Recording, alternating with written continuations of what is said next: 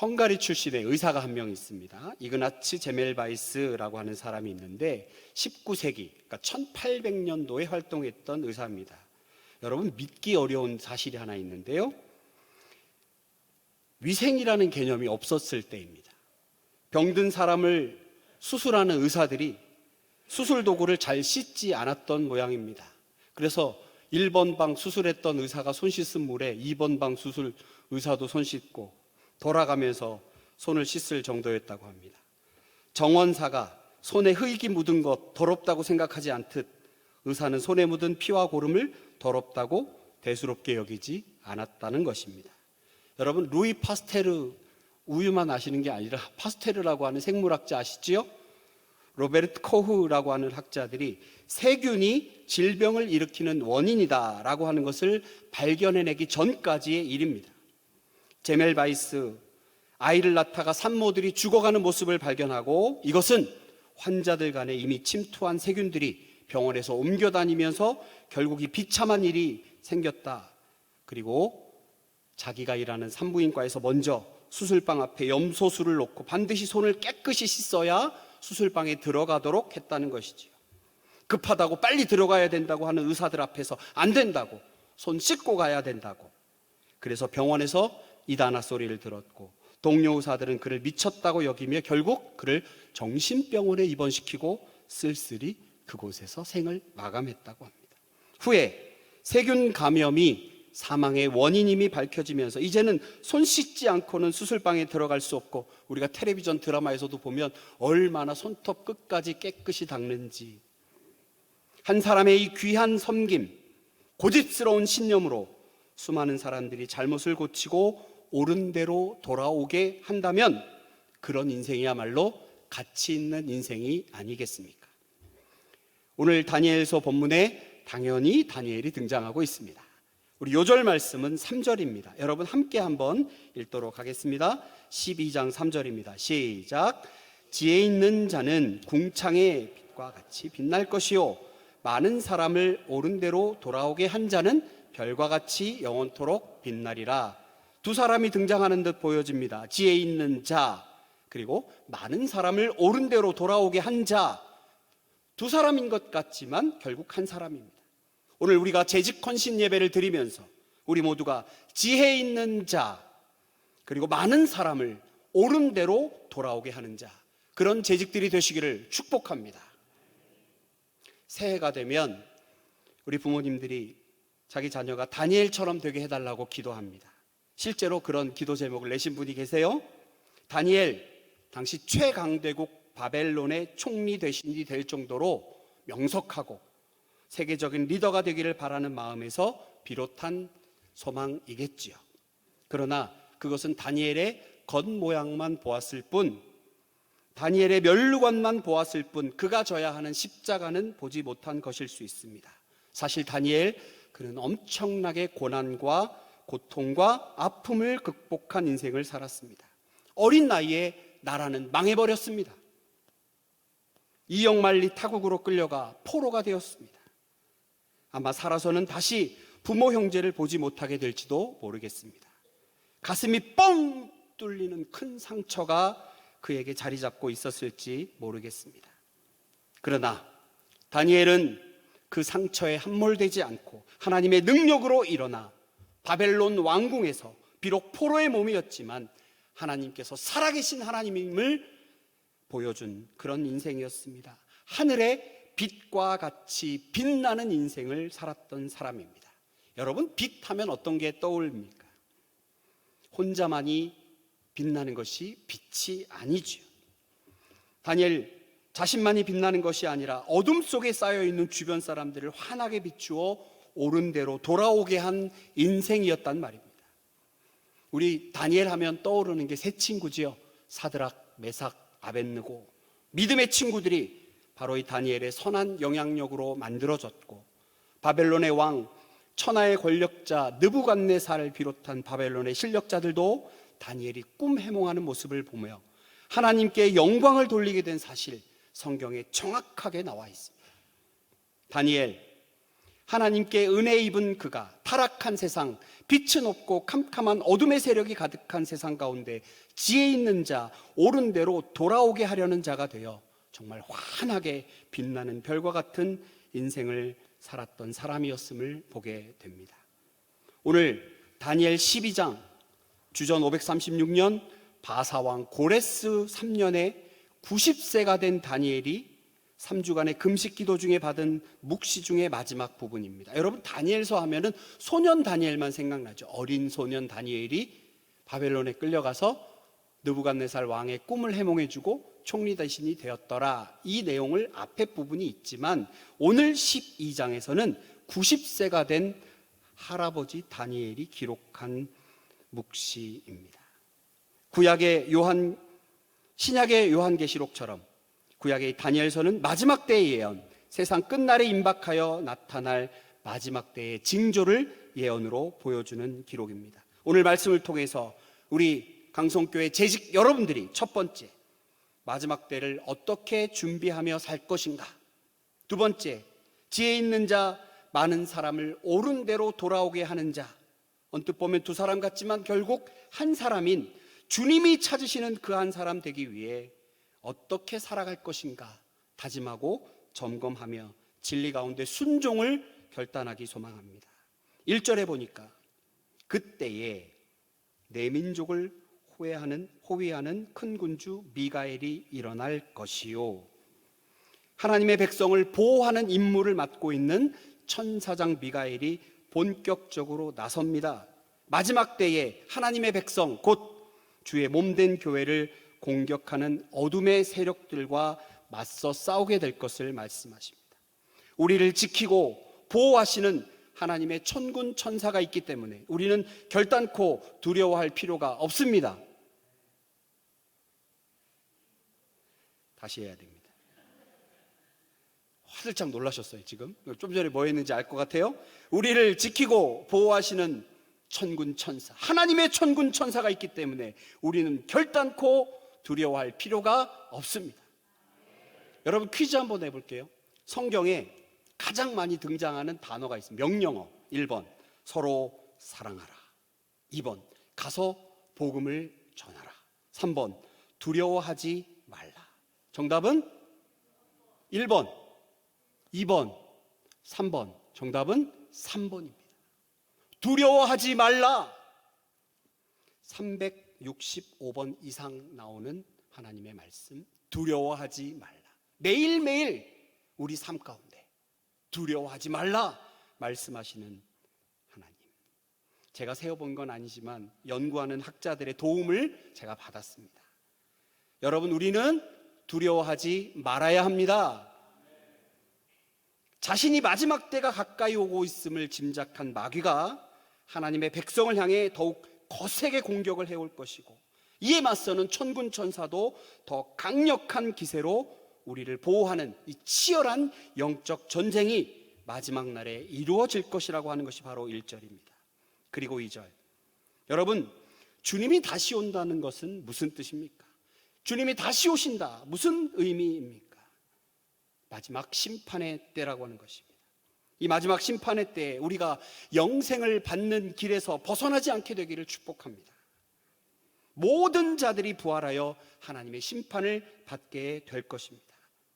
예수님을 구주로 영접한 사람은 깨어나 영생을 받을 것이지만 끝내 복음을 거부한 자들, 수치를 당하여 영원한 부끄러움을 당하게 될 것입니다.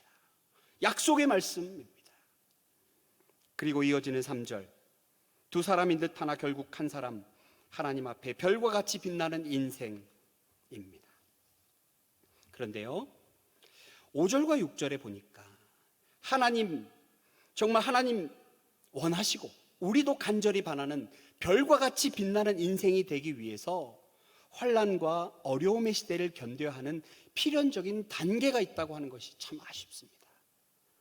그런 거 없이 무난하게 순탄하게 별과 같이 빛나면 좋겠지만, 말씀드린 것처럼 악한 세력이 절대로 가만두지 아니하고 천군 천사는 우리를 보호하고 그 가운데 치열한 영적 전쟁이 일어납니다. 5절과 6절에 보면 강 양쪽에 두 천사가 대화하는 중에 한 천사가 세마포 옷을 입고 강 위쪽에 있는 자에게 물어봅니다. 놀라운 일의 끝이 어느 때까지냐? 이에 대하여 하늘 하나님의 비밀을 알고 있는 듯한 세마포 옷을 입은 자가 한 때, 두 때, 반 때를 지나 성도의 권세가 다 깨지기까지라고 말씀합니다.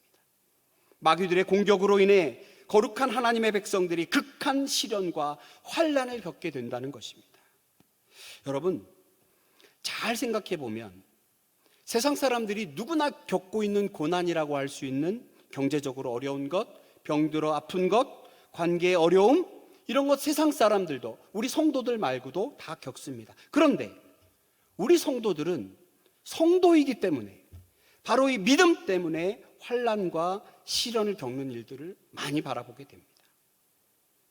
더 쉽게 말해서 교회 안 다니면 느끼지 않아도 될 시련과 고난을 겪고 있다는 것입니다. 재직으로 임명받지 않으면, 장로로, 권사로, 안수집사 아니면 안 받아도 될 고난과 환난을 받고 있다고 하는 것이죠. 믿음 때문에, 신앙 때문에 겪게 된다고 하는 것. 여러분, 잠시 시간을 출애굽 시간으로 돌려볼까요? 모세를 따라 백성들이 애굽을 탈출했습니다. 그리고 맞닥뜨리게 된 것이 무엇입니까? 홍해입니다. 광야의 추위와 배고픔을 만납니다. 출애굽기 17장 8절에 보면 아말렉 군사도 만나 전쟁합니다. 근데 여러분 잘 생각해 보세요. 이스라엘 백성들이 출애굽하지 않고 애굽에 그냥 남아 있었으면 겪지 않아도 될 홍해였고 추위와 배고픔이었고 전쟁의 위험이었습니다. 그러나 예수 그리스도의 보혈을 상징하는 유월절 사건을 통해 출애굽하고 난 이스라엘 백성들은 홍해를 만났습니다. 광야에서의 배고픔과 목마름도 만났고 아말렉 군사와 만나 싸워야 했습니다. 예수 보혈 때문에 만난 시련과 환난들입니다. 그러나 여러분, 우리는 잘 알고 있습니다. 그 환난과 시험이 변장하고 찾아온 축복이라고 하는 것을. 여러분, 이 마지막 때의 환난을 통해서 치열한 악한 세력과 우리를 보호하시는 천군천사 미가엘을 대표로 한 하나님의 정말 천군천사의 치열한 영적 싸움 가운데 하나님의 역사는 이루어짐을 우리는 반드시 믿고 깨달아야 할 것입니다. 가나안으로 들어가야지요. 그거 무섭다고 홍해, 광야의 배고픔, 추위, 아말렉까지 거 그거 무섭다고 언제까지나 애굽에서 종살이할 수는 없지요. 성도의 고난과 시련이 무섭다고 마귀의 종로로 타며 살 수는 없지 않습니까? 오늘 10절 말씀을 보니 참으로 귀한 말씀이 있습니다. 여러분 10절 한번 같이 읽도록 하겠습니다. 12장 10절입니다. 많은 사람이 연단을 받아 스스로 정결하게 하며 회개할 것이나 희게할 것이나 악한 사람은 악을 행하리니 악한 자는 아무것도 깨닫지 못하되 오직 지혜 있는 자는 깨달으리라. 교회는, 성도는 많은 시련과 환난을 겪으면서 더 거룩해지고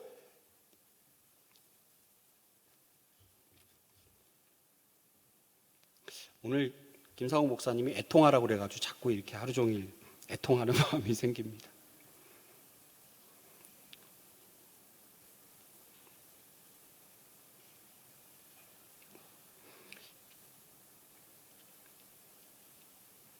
우리 교회는,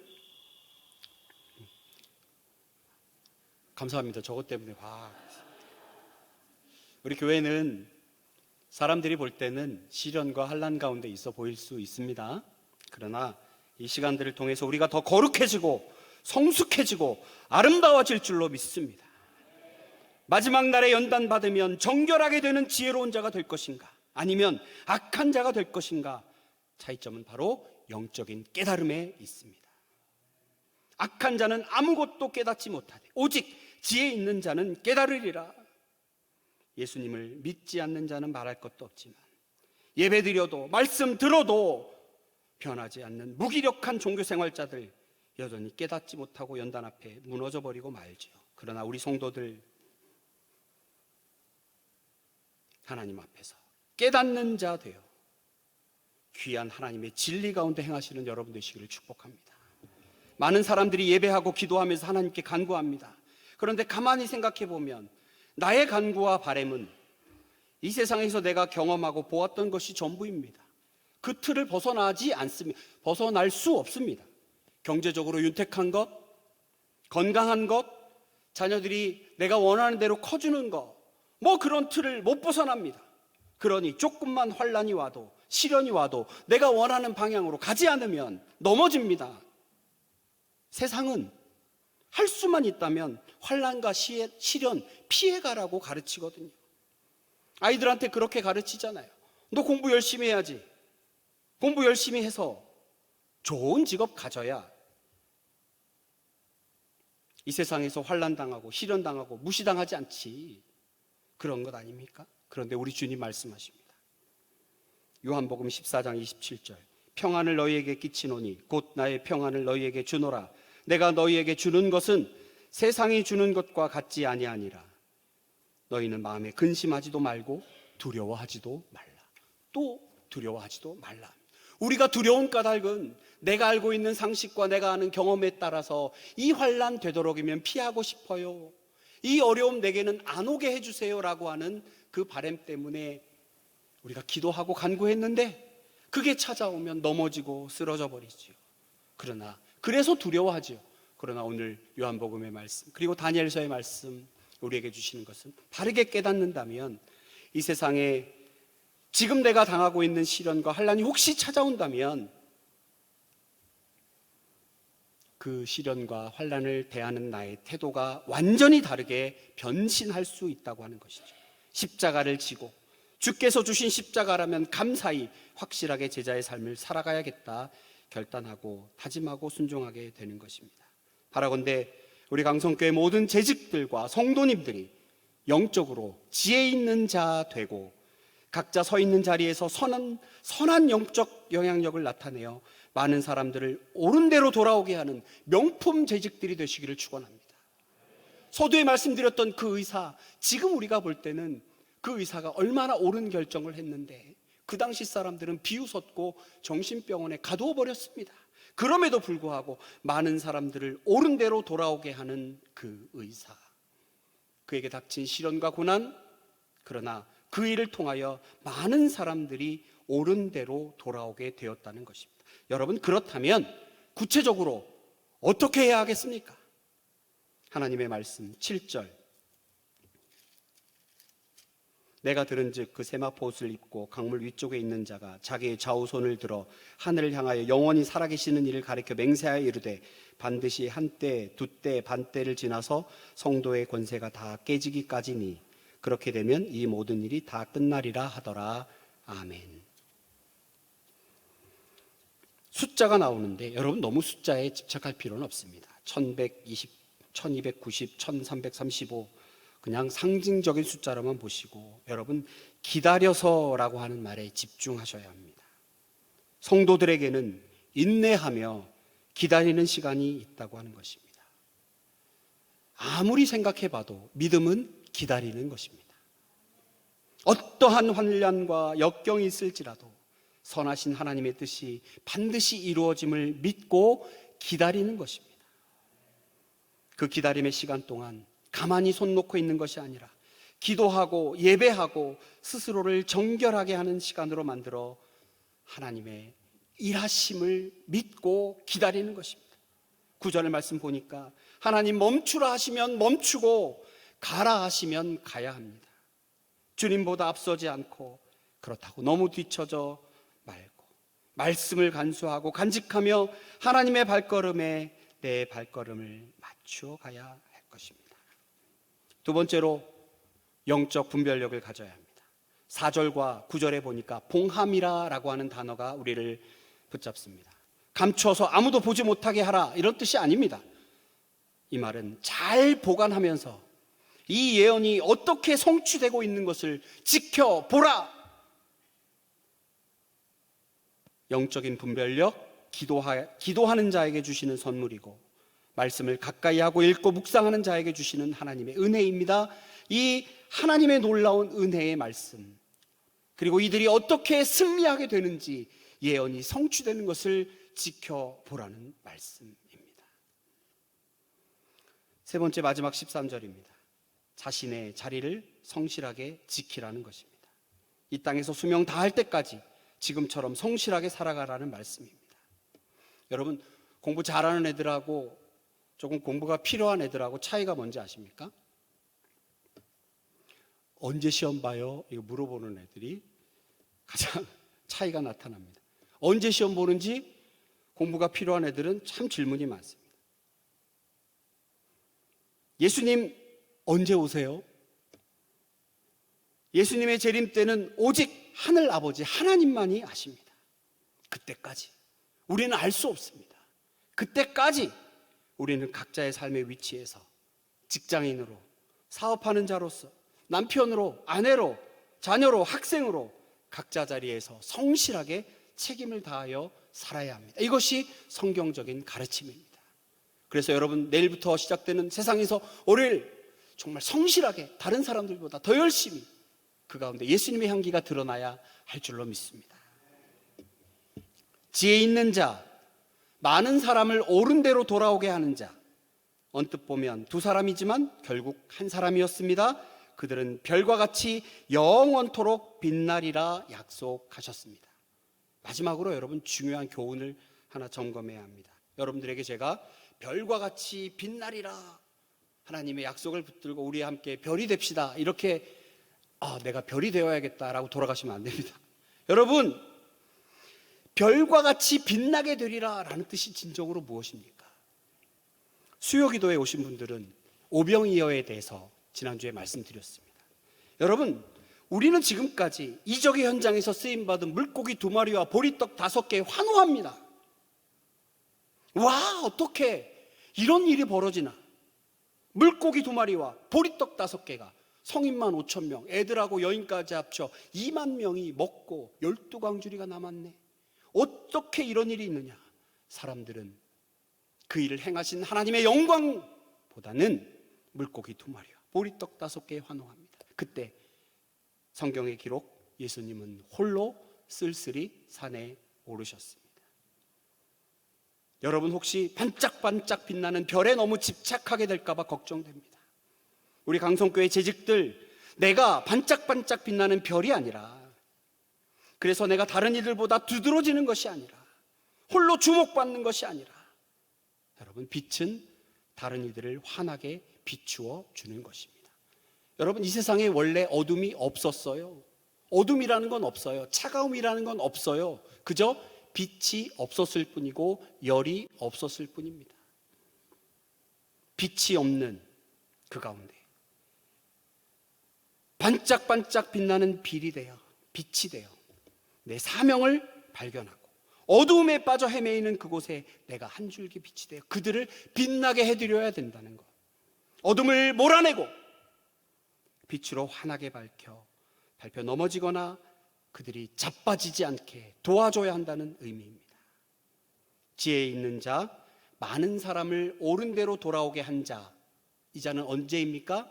악한 영의 세력들과 천군 천사의 세력들이 치열한 영적 전쟁을 하는 가운데 우리 재직들이 반드시 쟁취해야 할, 얻어내야 할, 가져야 할 자세, 지혜 있는 자, 많은 사람을 옳은 대로 돌아오게 한 자.